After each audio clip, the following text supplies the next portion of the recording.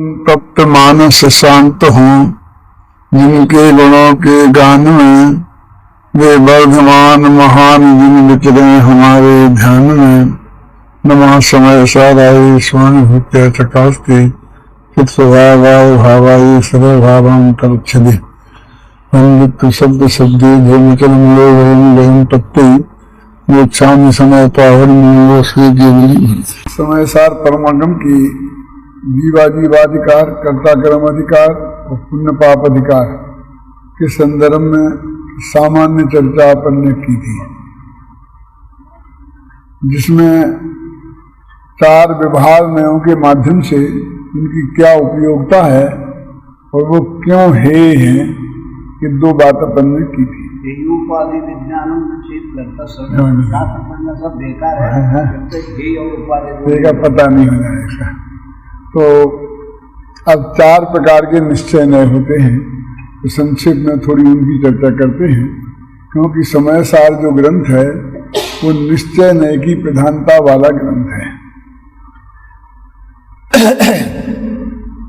तो वैसे निश्चय नय के भी दो भेद हैं, एक शुद्ध निश्चय नय और एक अशुद्ध निश्चय नय।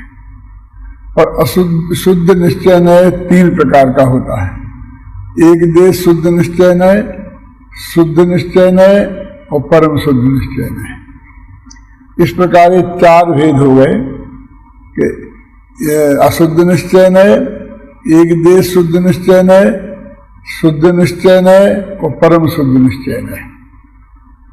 और इनका विषय क्या है कि आत्मा में जो मूढ़ राग देश के परिणाम हैं उनसे आत्मा को अभिन्न बताना। सद्गुरु व्यवहार में तो क्या है, उनका कर्ता आत्मा को कहना, उनका स्वामी आत्मा को कहना, और इसमें है कि वो ही रूप है, तद्रूप बना। अशुद्ध भावों से सहित आत्मा को अशुद्ध कहना, शुभ उपयोग से सहित आत्मा को शुभ कहना, अशुभ उपयोग से सहित आत्मा को अशुभ कहना। ये सब औपचारिक है क्या है? ये अशुद्ध निश्चय नहीं का कहना है। ये सब कहना उपचार है क्या है? महाराज उपचार और अनुपचार तो विभाग में लगते हैं, है ना। तो ये निश्चय है, तो बहुत सीधा सरल है कि अशुद्ध भावों से सहित आत्मा को कहना अशुद्ध निश्चय है और शुद्ध भावों से सहित आत्मा को कहना शुद्ध निश्चय है। तो शुद्धता होती है दो प्रकार की, एक देश शुद्धता जैसे चौथे गुण स्थान में, पांचवें में, छठवें में, सातवें में, और एक 13वें में, 14वें में पूर्ण शुद्धता। तो शुद्धता दो तरह की, एक देश और सर्वदेश। तो एक देश शुद्ध कहना आत्मा को, वो एक देश शुद्ध निश्चय नय का नाम काम है, और सर्व केवल ज्ञान आदि से सहित कहना वो शुद्ध निश्चय नय का काम है। तो तीन हो गए, अशुद्ध निश्चय नय, एक देश शुद्ध निश्चय नय और शुद्ध निश्चय नय। अब ये एक परम शुद्ध निश्चय नय है। तो परम शुद्ध निश्चय नय क्या है? तीनों निश्चय नय 12 को क्या कहोगे? 12 को क्या कहोगे? हाँ बता। तो परम शुद्ध 12वें में शुद्ध निश्चय नय, 12वें में अशुद्ध निश्चय नय, पूर्ण शुद्धता नहीं हुई ना। अब ये जो तीनों प्रकार की जो शुद्धता है पर्याय में है, द्रव्य में नहीं है। तो इन तीनों से रहित जो आत्मा है वो है परम शुद्ध निश्चय नय का विषय। उसको परम पारणामिक भाव कहते हैं, उसको परमार्थ कहते हैं, बहुत से ज्ञायिक भाव कहते हैं। तो वो जो वहां तक पहुंचाना समय सार का काम। परम पारणामिक भाव अभी भी कुछ सत्ता में है कि नहीं? हाँ सत्ता में है ना। तो वो परम पारणामिक भाव उस परम में जो है ना, परम शुद्ध निश्चय नय, उसका विषय है। और जो द्रव्यार्थिक पर्यार्थिक नय है ना, उनमें 10 प्रकार का द्रव्यार्थिक नय होता है। तो 10 प्रकार में 10वां जो नय है परम भाव ग्राही शुद्ध द्रव्यार्थिक नय, वो उसका भी विषय बनता है। वो दोनों एक ही चीज है, चाहे हम परम शुद्ध निश्चय नय का विषय कहें और चाहे परम भाव ग्राही शुद्ध द्रव्यार्थिक नय का विषय कहें, एक ही बात है। तो उसे ज्ञायिक भाव बोलते समय सार की जो 6वीं गाथा में ज्ञायिक भाव कहा, 7वीं 7वीं में। तो वहां तक पहुंचाना समय सार की ड्यूटी है। कहां से शुरू हुई थी? कि जो 8 नय हो गए ना अपने, तो 8 नय क्या काम करते हैं कि दो दृष्टि से इसका महत्व है, एक वीतरागता की दृष्टि से और एक भेद विज्ञान की दृष्टि से। अब भेद विज्ञान की दृष्टि की बात अपन थोड़ी करते हैं कि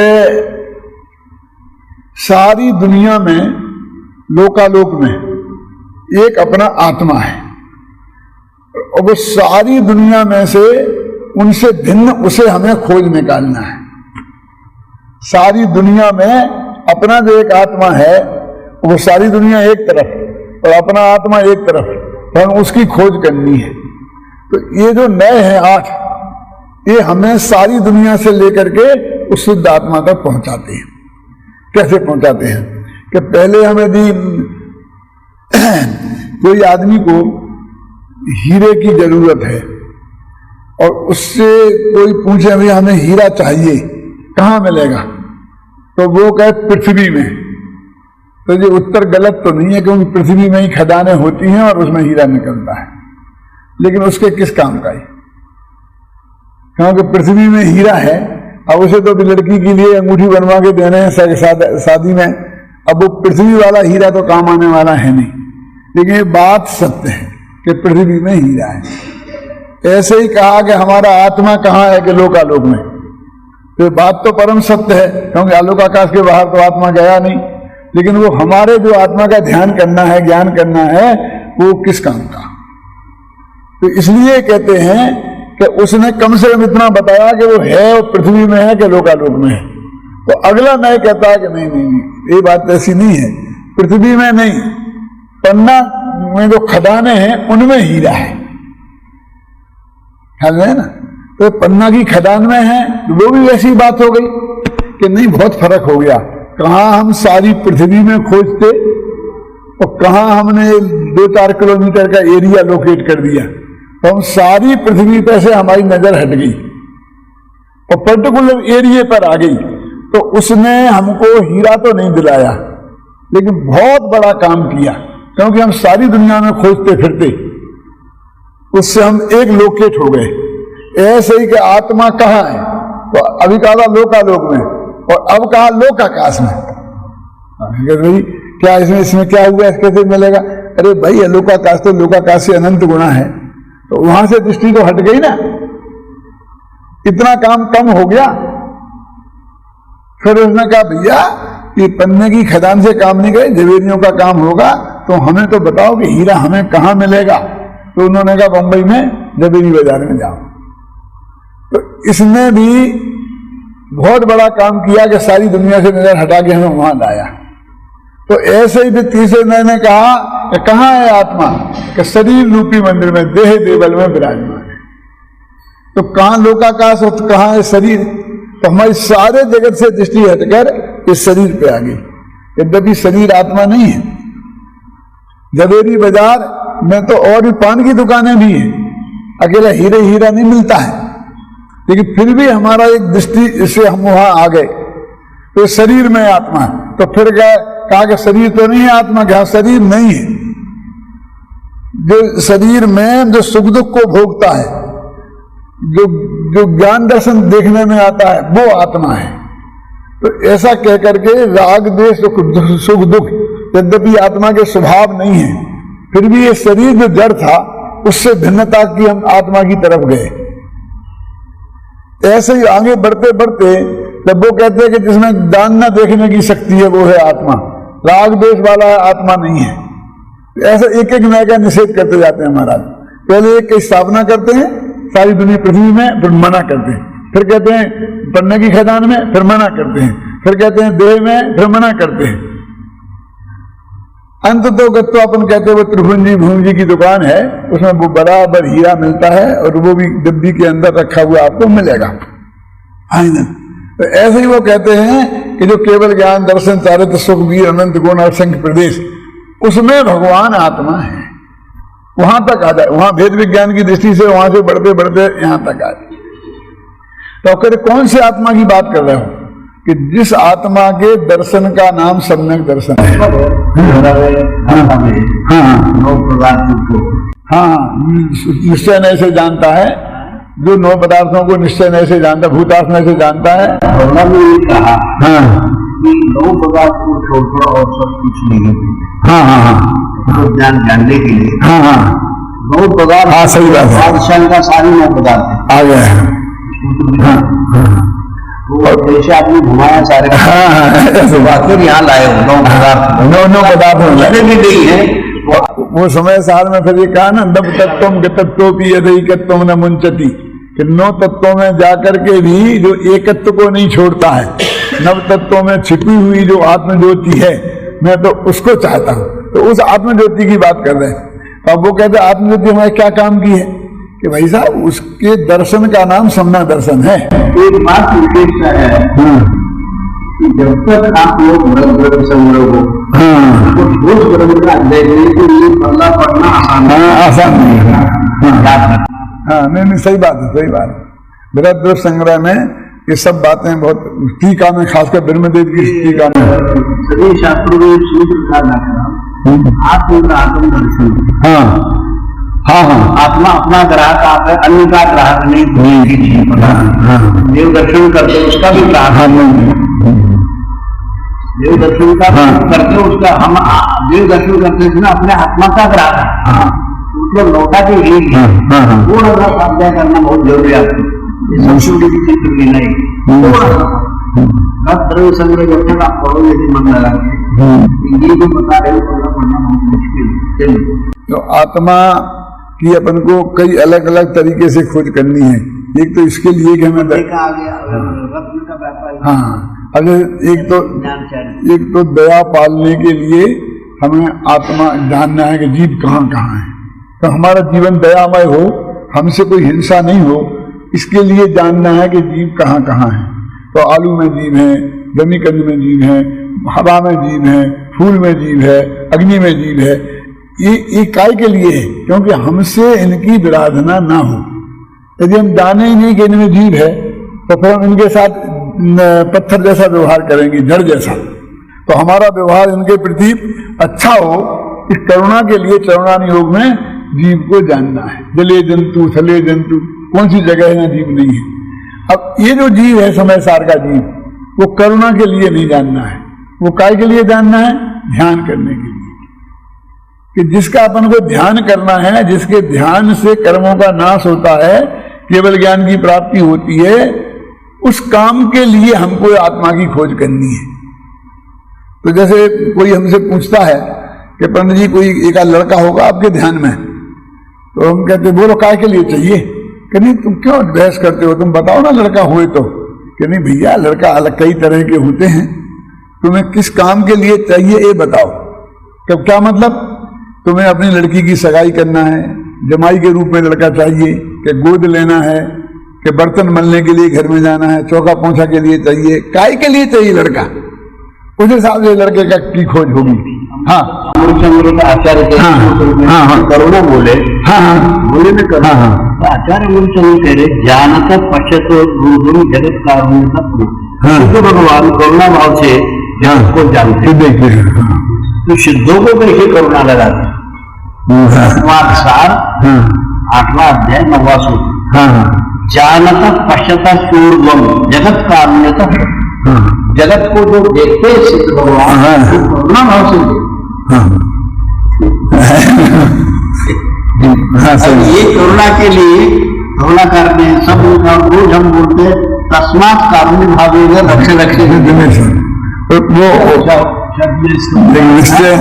उसका तो क्या सिद्ध भगवान का जानता पश्चात पूर्वम जगत कारुण्यता, मतलब सिद्ध भगवान जो जानते हैं दुनिया को करुणा भाव से जानते, मतलब सिद्धों के आत्मा में भी करुणा भाव विद्यमान,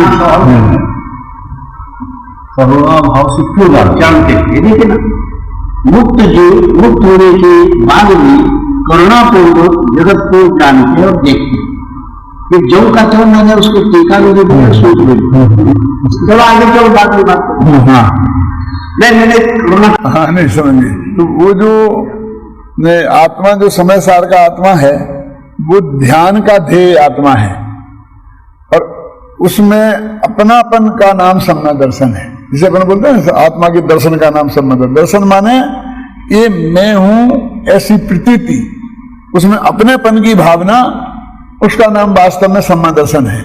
तो जिस आत्मा में हम अपनापन करेंगे तो सम्यक दर्शन होगा, जिस आत्मा को जानेंगे तो सम्यक ज्ञान होगा, और जिस आत्मा का ध्यान करेंगे तो सम्यक चारित्र होगा। ऐसा सम्यक चारित्र कि जिसे 8 कर्म का नाश होता है। भाव से भी कहा गया, हाँ तीनों को अलग अलग कर, हाँ 3 अलग अलग करके कहा। तो ये आत्मा की खोज यहाँ करें। वो अभेद रूप से कैसे बताया? आपने तो भेद से बताया, वो 3 आत्मा अनुभव करना सम्यक दर्शन, आत्मा को जानना सम्यक ज्ञान, और आत्मा का ध्यान करना सम्यक ज्ञान। हाँ, तो ये तो महाराज उन सम्यक ज्ञान चार्ट की तरफ से आत्मा को देखा, लेकिन वो आत्मा तीनों में एक ही है। कैसा है कि इसमें आता है प्रसाद जीवा में कि वो दर्शन निश्चय सम्यक दर्शन निश्चय सम्यक ज्ञान आत्म रूपम तत्, ये शब्द तीनों में आता है। सम्यक दर्शन की परिभाषा में भी, सम्यक ज्ञान की परिभाषा में और सम्यक चारित्री में। आत्म रूपम तत्, वो सम्यक दर्शन आत्म रूप है, वो सम्यक ज्ञान आत्म रूप है, वो सम्यक चारित्र आत्म रूप है।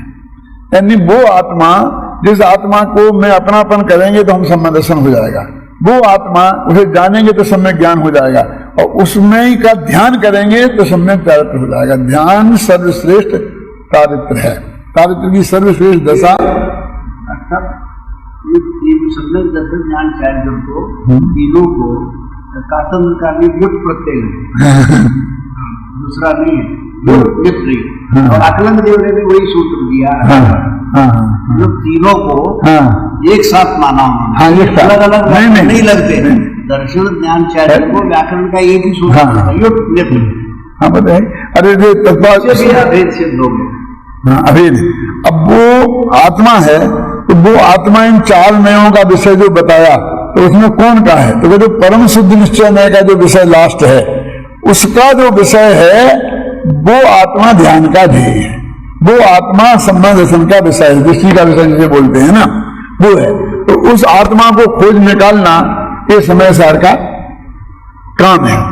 अभी जो आपने फरमाया था सुबह, मैं कह नहीं पाया था कि ये जो 7 नय हैं, जिसमें 3 निश्चय और 4 व्यवहार, ये 7 व्यवहार बन जाते हैं, और निश्चय अकेला वो परम शुद्ध निश्चय नहीं रहता है। क्या वो कैसे बन जाते हैं? क्योंकि आगे आगे बढ़ना है, तो उसे व्यवहार नहीं बनाए तो हे कैसे कहे, तो उसमें से दृष्टि कैसे हटाए? उस अपन तो व्यवहार हे कह के दृष्टि हटानी है ना, तो वो उसका जो विषयभूत आत्मा है वो दृष्टि का विषय माने ध्यान का ध्येय नहीं है, परम शुद्ध निश्चय नय का विषय नहीं है। तो मैं वो आत्मा हूं, तो वो आत्मा हमारे ज्ञान का ध्येय नहीं बनेगा, तो उसमें हम अपनापन कैसे करेंगे? वो तो हमें दिखते ही नहीं है। टूर्नामल जी ने मोक्षमार्ग प्रकाशक के 76वें पेज पर एक बहुत मार्मिक बात लिखी। उन्होंने लिखा कि इस आत्मा में एक श्रद्धा नाम का गुण है, और उसका काम है अपनापन स्थापित करना।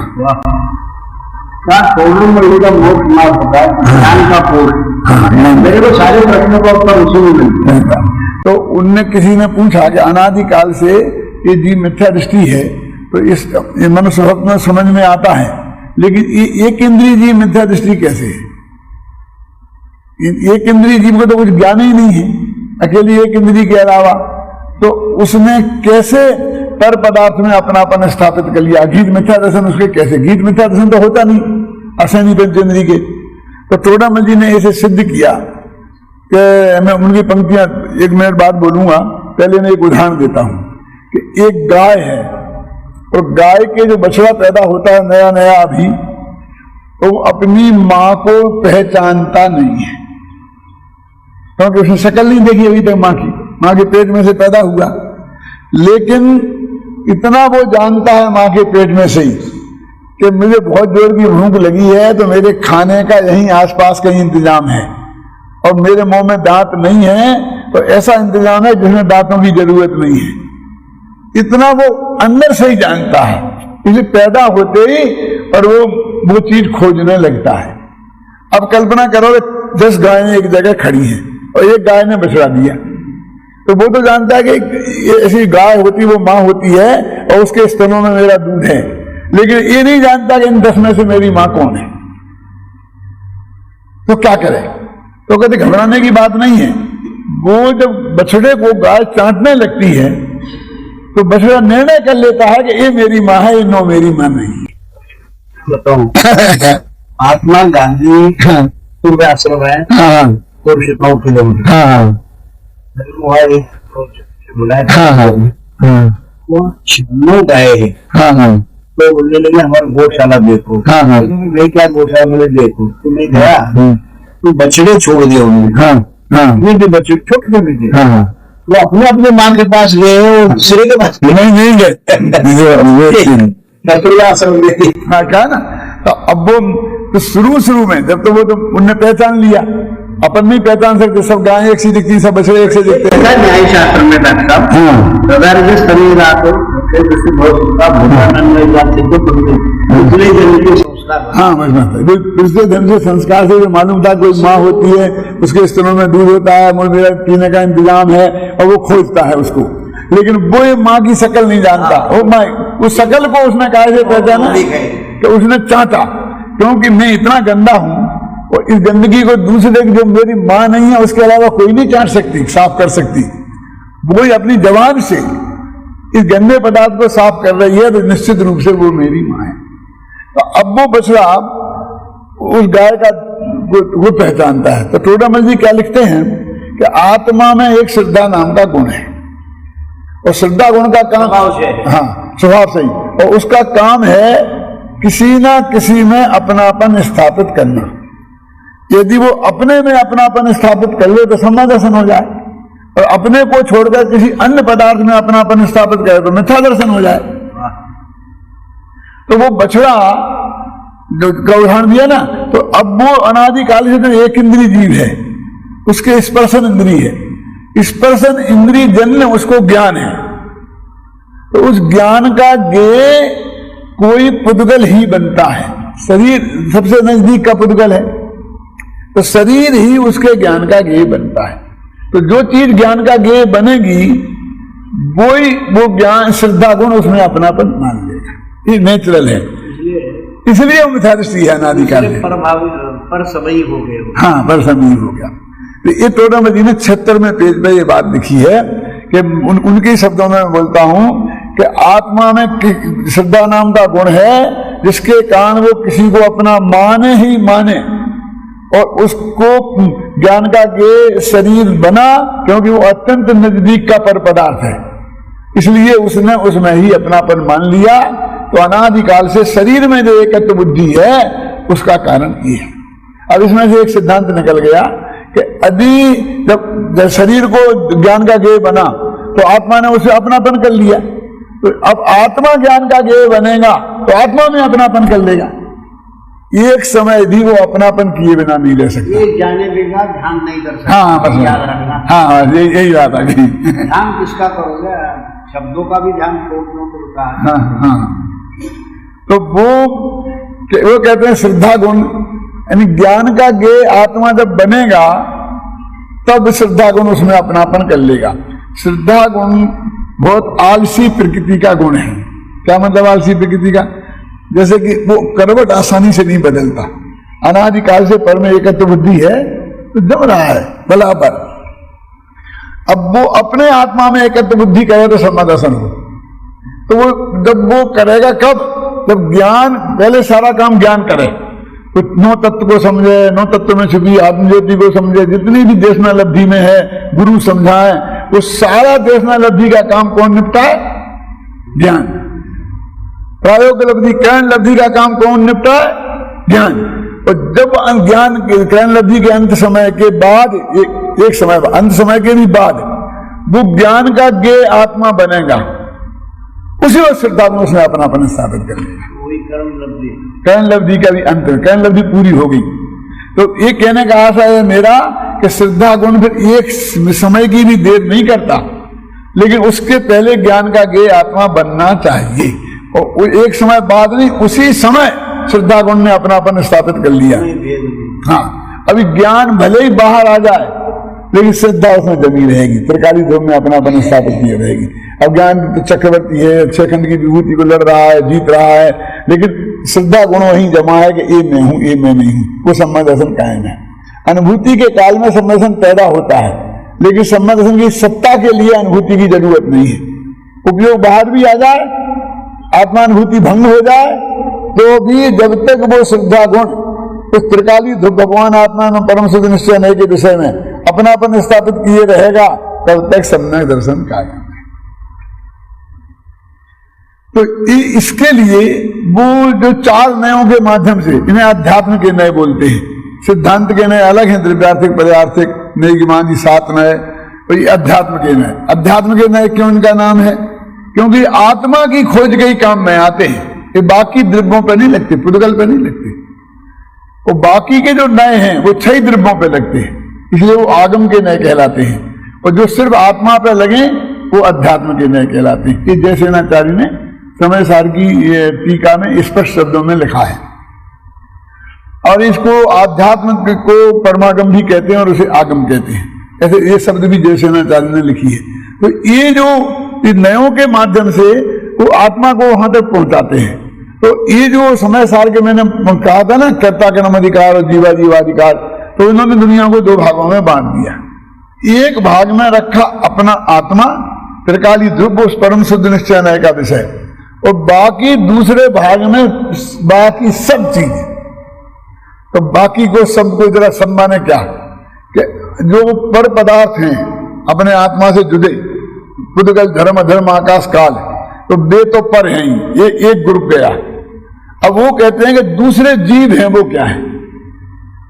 वो अपने से तो पर ही है ना। तो वो यद्यपि जीव हैं लेकिन अपने लिए अजीब जैसे हैं। अब आपको एक के बाद जीव को अजीब कैसे कह सकते हो? क्योंकि मेरा जो ज्ञान है वो मेरे लिए तो ज्ञान है, क्योंकि जानने का काम करता है।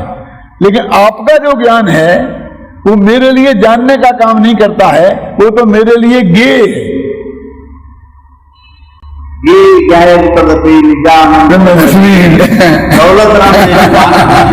सकल के वो भी समय सार के साथ बता दें।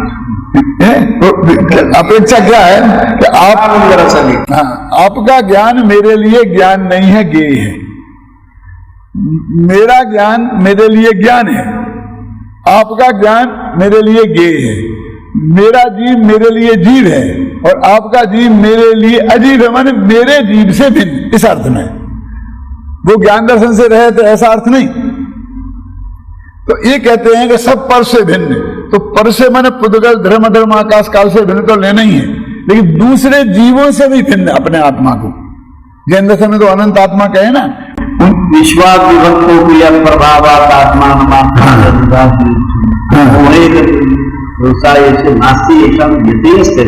घर में रहते हुए भी विश्व के समस्त पदार्थ को अपने आत्मा स्वतंत्र जानता है। विश्वास विश्व से विभक्त और विश्व से संबंध जोड़ेगा। अब वो ये आया कि वो जो अपना आत्मा है, जो अपना ज्ञान ही जिसका लक्षण है, उपयोग जो लक्षण है वो कॉमन से सब आत्मा को अलग अलग होगा, लेकिन मेरे आत्मा के लिए तो मेरा उपयोग लक्षण है। क्योंकि मुझे अपने आत्मा को पहचानना है, पकड़ना है ना, तो मेरे में जो लक्षण है उपयोग, उससे मैं पहचानूंगा। तो वो उनने क्या कहा, पर पदार्थ अपने नहीं और पर जीव भी अपने नहीं। अब अपना अकेला जीव बचा, तो अपना जो जीव बचा तो उसमें जो पर में शरीर स्त्री पुत्र मकान ये तो सब पर में आ गए ना, यानी असद्भुत व्यवहार में निकल गया। अब जो अपना जीव बचा, वो अपना जीव माने द्रव्य गुण पर्याय में, गुण पर्याय द्रव्यम है ना। तो तीनों चीजों को सार में 3 चीजें की हैं, द्रव्य गुण पर्याय, इन तीनों को मिला के अर्थ कहते हैं। और तत्वासित में लिखा गुण और पर्याय को अर्थ कहते हैं। बात एक ही है, दोनों में कोई फर्क नहीं है। तो वो द्रव्य गुण पर्याय तीनों, इसे आगम का जीव बोलते हैं, अध्यात्म का जीव नहीं। क्योंकि अध्यात्म के जीव में अब इसमें भी भेद करेंगे। अब है अपनी आत्मा की पर्याय, वो अपने ही आत्मा के गुण है, लेकिन राग पर्याय को आत्मा में शामिल नहीं करेंगे अध्यात्म में। इसलिए लिखा वर्णाद्यावा मूढ़ रागा दयोवा सर्वे भावा भिन्न एवास्य पुंसा। वर्णादि और रागादि भावों से भिन्न आत्मा। आगम में नहीं कहें, आगम में तो कहीं जीव की पर्याय है, जीव ने गलती की है, क्रोध मान माया लोग जीव ने किए, उसका फल जीव को भोगना पड़ेगा। कर्म बंद होगा, चार गतियों में भ्रमण होगा, वो सब बात कहेंगे। अध्यात्म कहता कि नहीं, राग जुदा है और मैं जुदा। आगम से और अध्यात्म की धारा यहां से थोड़ी अलग होती है। देह तक तो दोनों की धारा एक चलती है। देह जुदा आत्म जुदा यही तत्व को सार, और बाकी जो कुछ और है यही को विस्तार। अब अध्यात्म में वो आत्मा में उत्पन्न होने वाला मोह राग देश का भाव भी यद्यपि अशुद्ध निश्चय से आत्मा का है, आत्मा है, लेकिन फिर भी विशुद्ध निश्चय से विचार करो तो वो आत्मा नहीं है। तो पहले अशुद्ध निश्चय की स्थापना की और फिर शुद्ध निश्चय ने अशुद्ध निश्चय का निषेध कर दिया कि ठीक है आत्मा में राग है, रखना है क्या, कि रखना तो नहीं है, तो मुझे मान लो कि नहीं है। डॉक्टर कहता है ना कि साहब बीमारी है कि दूर करनी है, कि हाँ, तो तुम मान लो मैं बिल्कुल स्वस्थ हूं, मैं चिंता मत करो, मुझे गोलियां लेना, दवाई लेना, ठीक हो जाओगी। मान लो कि मैं नहीं हूं, क्यों कि तुमने यदि मैं बीमार माने तो रोते रहना बीमारी में। तो अगर राग अपने में है अशुद्ध निश्चय में से, लेकिन तुम्हें राग त्यागना है ना, क्या त्यागना है, तो मानो ना कि मेरे नहीं है, मेरा नहीं है, रखने लायक नहीं है, है, राग जुदा है और मैं जुदा हूं। देखो सोने में मेल मिल गया, कालिमा कृत्रिमा, तो मिल गई ना, क्या मिलेगी? कौन कहता नहीं मिली है, लेकिन भैया अग्नि में डालोगे तो वो जल जाएगी और सोना नहीं जलेगा। इसलिए वास्तव में मिल गया होता तो अग्नि में सोना जल जाता या वे नहीं जलते। तो कहते जब तुम ध्यान रूपी अग्नि में डालोगे आत्मा को तो राग जल जाएगा और आत्मा नहीं जलेगा। इसका मतलब वो मिले नहीं है, अलग अलग है। हाँ, करते थोड़ा। तो इसका मतलब यह है कि वो भेद विज्ञान राग से कराते हैं। थोड़ा सूत्र भी है, ज्ञानाग्नि सर्वकर्म, गीताकार ने कह दिया ध्यानाग्नि सर्वकर्माणि भस्मसात् कुरुते, अपने कह दिया ध्यानाग्नि, ज्ञान का ही तो ध्यान है, ज्ञान का ही तो मतलब ध्यान है, ध्यान से भी कर्म की जलने की बात कही और ध्यान से भी। कोई छत्रचूड़ामणि में आता है ना, ज्ञान रूपम जलम ने चेत क्रोधाग्नि केन साम्यति, ज्ञान रूपी जल नहीं हो तो क्रोध रूपी अग्नि को कौन शांत करेगा। फिर दूसरी जगह लिखा है कि ज्ञान रूपी अग्नि नहीं हो तो कर्म रूपी ईंधन को कौन भस्म करेगा। तो एक जगह ज्ञान को जल कहा और दूसरी जगह ज्ञान को अग्नि कहा। तो अपनी बात चलती थी कि वो जो आत्मा कौन राग वाला, राग तो है उसमें, वो कहते हैं राग नहीं माने तो फिर संसार का अभाव हो जाएगा, फिर मोक्ष सजीव हो ही गए। हाँ, टोडामल जी ने मोक्षमार्ग प्रकरण के 7वें अध्याय के शुरू में पंक्ति लिखी महाराज कि ये जीव जो निश्चयाभासी है वो कितने बड़े अज्ञानी हैं कि जो केवल ज्ञान पर्याय नहीं है उससे तो कहते हैं मैं सहित हूं, और जो राग पर्याय अभी विद्यमान है कहते उससे मैं रहित हूं। ऐसे कहीं चले, यदि पर्याय सहित मानना है तो जो पर्याय अभी है उससे सहित मानना पड़ेगा, और रहित मानना है तो रहित मानो, चलेगा। लेकिन तुम तो उल्टा करते हो, केवल ज्ञान पर्याय नहीं है उसे सहित मानते हो, राग पर्याय है उसे रहित मानते हो। तो ये अशुद्ध निश्चय नय का कथन है कि आत्मा रागी है। ख्याल में ना, आत्मा रागी है, ये शुद्ध निश्चय नय ने कहा। अब जो शुद्ध निश्चय नय कहता है भैया आत्मा रागी है लेकिन राग जुदा है और आत्मा जुदा है। राग ने आत्मा के स्वभाव में प्रवेश नहीं किया, मतलब राग आत्मा का विभाव है। जब हम आत्मा के स्वभाव की बात करेंगे तो उस सीमा में राग नहीं आता, और इसका मतलब यह है कि उसको नाश किया जा सकता है।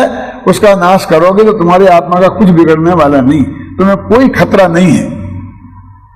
इसको शुद्ध निश्चय ने अशुद्ध निश्चय नय का निषेध करता है, और ये कहता भैया तुमने कही क्यों कि व्यवहार का है, तो उसने अशुद्ध निश्चय नय को शुद्ध निश्चय नय ने व्यवहार बना दिया। ये अमृतचंद्र ने ऐसा लिखा। फिर जो सम्मा दर्शन ज्ञान चारित्र है, एक देश शुद्ध निर्मल पर्याय, तो वो आत्मा है क्या नहीं है? क्या मतलब आत्मा सम्य दृष्टि है क्या नहीं, आत्मा सम्य ज्ञानी है क्या नहीं? तो वो कहते हैं आचार्य कि कौन कहेगा कि नहीं है, सम्यदृष्टि तो हमें बनना है ना। तो एक देश शुद्ध निश्चय ऐसे है, लेकिन मैं आपसे पूछता हूं कि आपको एक ही देश शुद्धि रखनी है कि पूर्ण शुद्धि प्राप्त करनी है? बोलो, सम्मा दर्शन हो गया, अब तुम्हारा काम हो गया, मोक्ष में तो नहीं जाना? नहीं, क्या बात करते हो, हमें तो पूरा राग नाश करना है, विनाश करना है ना, कि हाँ। तो फिर इतने में कह दो संतुष्ट मत हो, स्वतंत्रता मेरा जन्म सिद्ध अधिकार है, कि तुम ले लो ना प्रांत को, जिले का ले लो, कमेटी बना लो, अपन देश की सुरक्षा करो, तो केंद्र हम संभालेंगे, अंग्रेज कहते थे। कि नहीं, हमको तो पूर्णता चाहिए, अपूर्णता में संतोष नहीं है, अपूर्णता तो गुलामी का ही भेद है। तो वो जो इस सर्व शुद्ध निश्चय में है ना, वो ये कहता है कि सम्मा दर्शन में हमें संतोष नहीं है, ये अल्प वीतरागता में हमें संतोष नहीं है, हमको तो पूर्ण वीतरागता चाहिए, केवल ज्ञान चाहिए। स्वतंत्र से स्वतंत्रता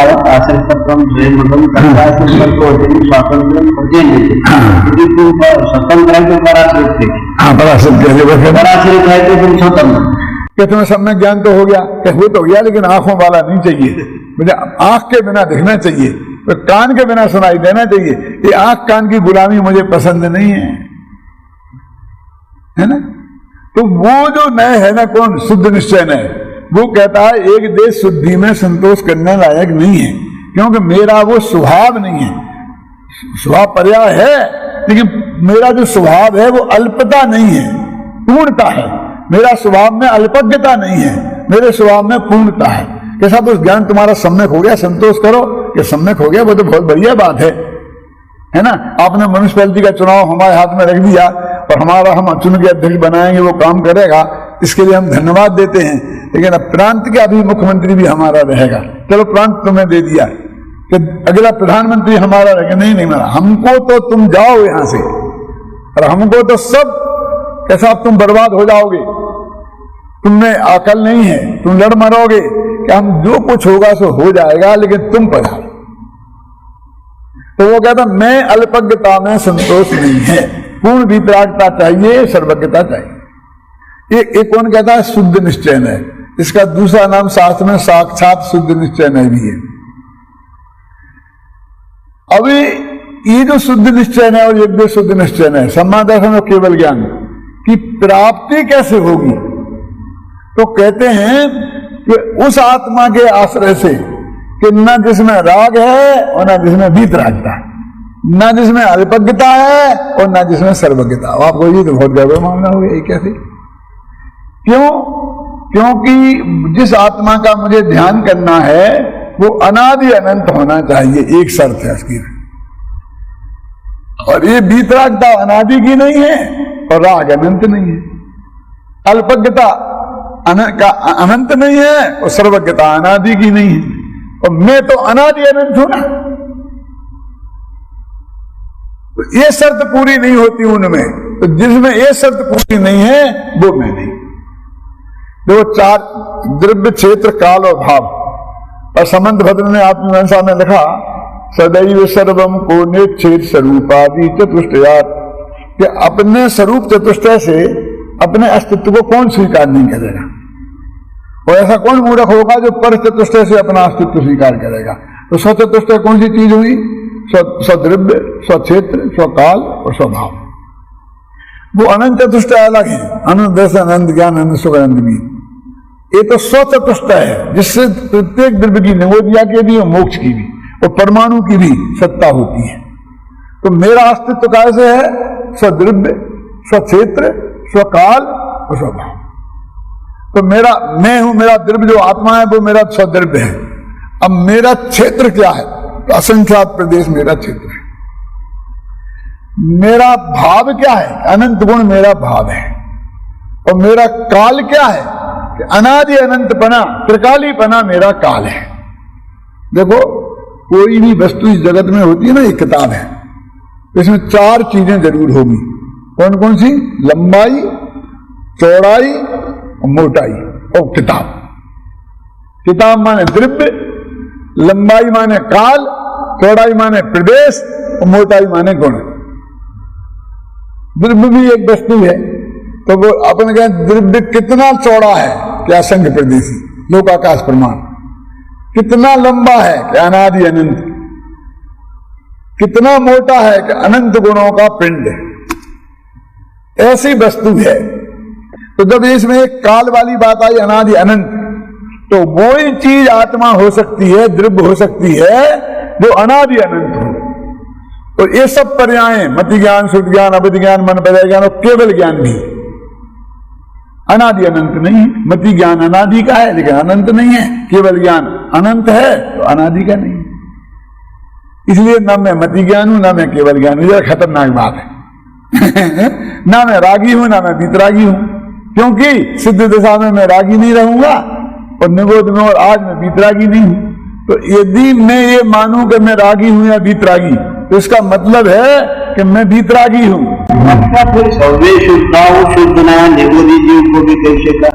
इसी दृष्टि से जो पर्याय कृत शुद्धता शुद्धता है उसको छोड़ के जो स्वभाव कृत शुद्धता है, सभ्य शुद्धाऊ शुद्ध नया, शुद्ध नया माने परम शुद्ध निश्चय नहीं, उसका जो विषय है वो हमेशा शुद्ध ही है। माने वो शुद्धि और अशुद्धि से पार ऐसा शुद्ध। कहते देखो, बहुत अच्छा उदाहरण दिया जयसेनाचार्य ने 320वीं गाथा की टीका में। उनने कहा कि हल्दी और चूना, इन दोनों को मिलाओ तो हल्दी है पीली और चूना है सफेद, तो ये दोनों मिलकर के लाल रंग बन जाता है। तो लाल रंग कैसे बना? हल्दी से बना कि चूना से बना कि दोनों से मिला? ये प्रश्न खड़ा किया है। तो वो कहते अशुद्ध निश्चय ऐसे हल्दी से बना कि चूना से बना, जो भी जवाब देना हो दो। तो उनने शिष्य ने ऐसा प्रश्न किया कि हमें तो परम शुद्ध निश्चय ऐसे कैसे बना, ही बता। ऐसा सीधा प्रश्न है कि परम शुद्ध निश्चय ऐसे वो लाल रंग क्या कारण क्या है? तो उन्होंने जवाब दिया कि परम शुद्ध निश्चय से लाल बना ही नहीं, क्योंकि दो दिन में मिलते ही नहीं। तो हल्दी अभी भी पीली है और चूना अभी भी सफेद है, वो मिले हुए होते हुए। हाँ, होते हुए। तो उन्होंने कहा क्यों? चाहिए उसको ना, बोला कि एक करने होने के बाद भी अपने सत्ता को दोनों ने छोड़ा ही। उसमें लिखा है जैसे आप जो लाल लाल है उसे कपड़े को धो तो चूना निकल जाता है और हल्दी नहीं निकलती है, तो फिर वो पीला हो जाता है। यदि मिल गए होते तो दोनों निकलते, कि दोनों नहीं निकलते। चूना तो वैसे ऊपर की चीज लपेटी हुई जैसी है ना, और हल्दी तो अंदर में घुस जाती है। तो पीला था, चूना लगाया तो लाल हो गया, फिर अपने चूने को धो दिया तो फिर पीला हो जाता है। तो वो कहते मिले ही नहीं। तो वो कहते परम शुद्ध निश्चय से वो मिलते ही नहीं, क्यों? हल्दी व चूना। ऐसे वो परम शुद्ध निश्चय से आत्मा राग में इनमें मिलता ही नहीं। हम तो उनसे रहित देख रहे, अनादि अनंत जो एक सा था, जो निगोद में सो ही मुझ में, सो ही मोक्ष मजार, अंतर भेद कछु भी नाही, भेद गिने संसार। इसके भी दो अर्थ हैं। क्या है? जो निगोद में था वैसा ही मैं अभी हूं और वैसा ही मोक्ष में हूं। तो ये तीनों चीजों में एक सा कहा ना, तो वो चीज कॉमन खोजो जो तीनों में एक सी थी। वीतरागता राग खोजोगे तो नहीं मिलेगा तीनों में एक सा। ज्ञान की पर्याय को खोजोगे तो तीनों में नहीं मिलेगा एक सा। लेकिन जानने का स्वभाव मेरा निगोद में भी था, वो खत्म नहीं हुआ, और जानने का स्वभाव मेरा मोक्ष में भी था। तो ज्ञायक स्वभाव, जानने वाला स्वभाव दोनों में कॉमन है, तो वो मैं हूं, जानने वाला स्वभाव। तो ऐसे ही वो कहते हैं कि जो तीनों में कॉमन रहे वो मैं हूं, जो निगोद में सो ही मुझ में, सो ही मोक्ष मजार, और अंतर में देखो तो भेद कछु भी नहीं। और भेद गिने संसार, इस दुनिया उसमें भेद मानती है। और दूसरा अर्थ क्या? कि जो इनमें भेद मानेगा वो संसार में रखेगा। भेद मानने का नाम संसार है।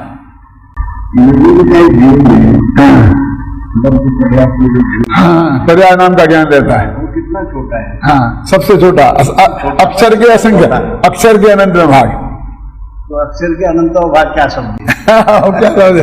अपने महाराज तो केवल ज्ञान में आता है, अपने ज्ञान में आ ही नहीं सकता ना, हम क्या करें? हैं? हम तो शास्त्र से ही जान सकते हैं। हाँ, है ना, मति शुद्ध ज्ञान दोनों एक समय की जो पर्याय है, अल्प विकसित। वास्तव में मति ज्ञान शुद्ध ज्ञान दो है ही नहीं, एक ही है। एक पर्याय की दो योग्यताएं हैं। यहां तक कि मन पर्याय ज्ञान, अवधि ज्ञान में मति ज्ञान और अलग है, शुद्ध ज्ञान करने का अलग है।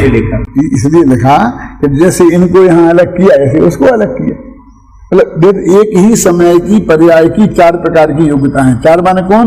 उसी पर्याय में मनन करने की योग्यता है तो मति, उसी पर्याय में अक्षरात्मक ज्ञान की योग्यता है इसलिए श्रुत, उसी ज्ञान में मर्यादा पूर्वक बिना इंद्रियों के सहायता से पर को जानने की योग्यता है तो उसी का नाम अवधि, और उसमें दूसरे के मन की बात को जानने की योग्यता है इसलिए उसी का नाम मन पर्याय। पर्याय एक है, पर्याय 2 नहीं है एक समय की।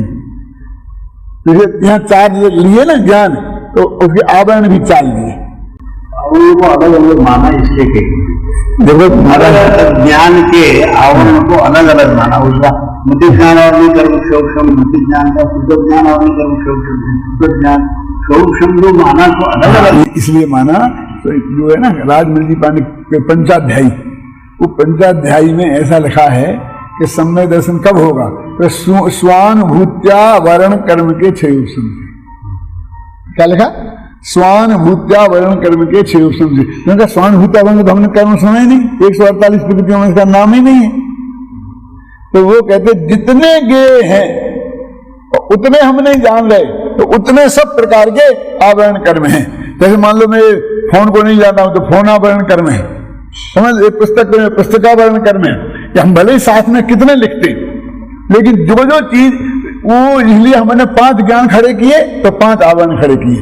यदि हम एक ही ज्ञान रखते हैं तो एक ही आवरण रखते, तो सापेक्ष है ना कि उसको ढका उसको ढका उसको ढका।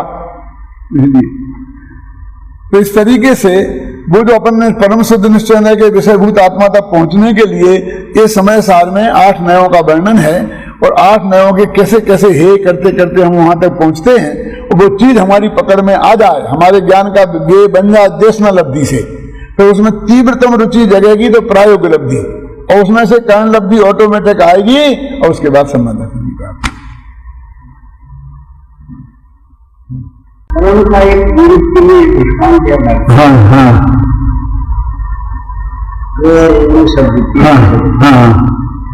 अरुण बोले तो आ रहा उसके दांत सब एक ही तरफ झुके रहे। आत्मा के परिणाम सब एक ही झुके रहे, कभी करना। सही कल मैं एक और चिंतन करके आई है, एक मिथ्या दृष्टि जीवी संसारी है। जितने 12 वर्ष तक एक देश जिलेगा, एक देश जिलेंद्र। हाँ, एक देश जिलेंद्र चौथे से के बारे में, चौथे से नहीं, दूसरे गुणस्थान से एक देश। हाँ, समझ संसार में लिखा। हाँ, समझ गया, ठीक है, दिखाऊंगा। हाँ हाँ हाँ, मतलब मिथ्या तो मिला दो एक देश हो गया। मिथ्या दृष्टि बंदा सम्यक दृष्टि निवर्तन।